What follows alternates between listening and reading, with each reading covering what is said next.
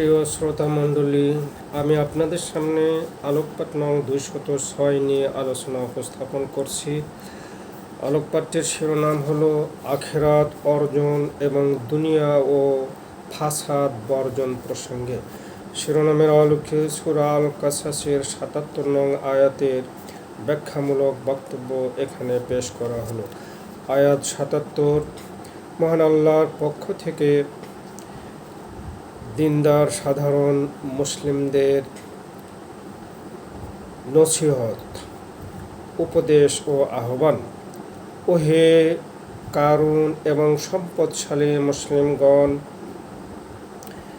জীবিত অবস্থায় যা কিছু সম্পদ আল্লাহ তাআলা তোমাদেরকে দিয়েছেন তা দিয়ে পরকালের কল্যাণ তালাশ করো, যাকাত ও ওসর আদায় করো এবং তা শরীয়ত সম্মতভাবে বন্টন করো।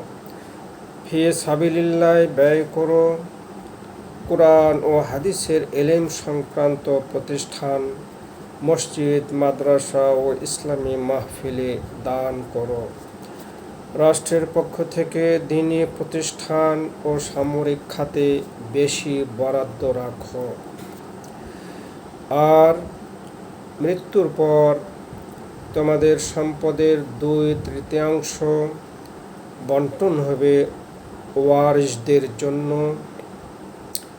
এবং 1/3 পরকালে নিয়ে যাওয়ার জন্য। এ কথা ভুলে যেও না। এ 1/3 ও আল্লাহর পথে দান করো। অসামাজিক ও অশালীন কাজে চাঁদা দিও না ও তুলিও না। এভাবে আখিরাত অর্জন করো এবং দুনিয়া বর্জন করো।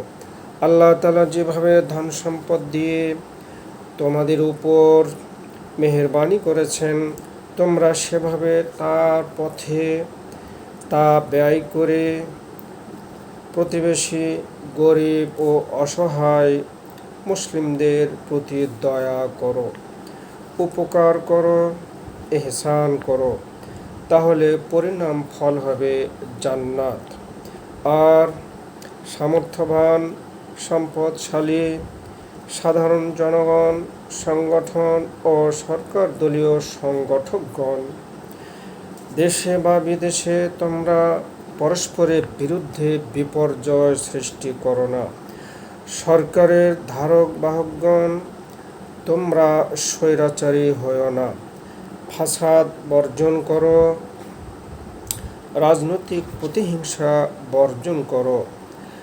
ইসলামের বিরুদ্ধে বিশুদ্ধার করো না। আইনসম্মত কথা বলো এবং চলো। আইনের পথে চলো। নচেৎ আল্লাহ ফাসাদ সৃষ্টিকারী কোনো মুসলিমকে পছন্দ করেন না, ভালোবাসেন না। পরকালেও তাদের পক্ষাবলম্বন করবেন না। হিসাব হবে কঠোর, পরিণাম ফল হবে জাহান্নাম। মাআযাল্লাহ। আমিন।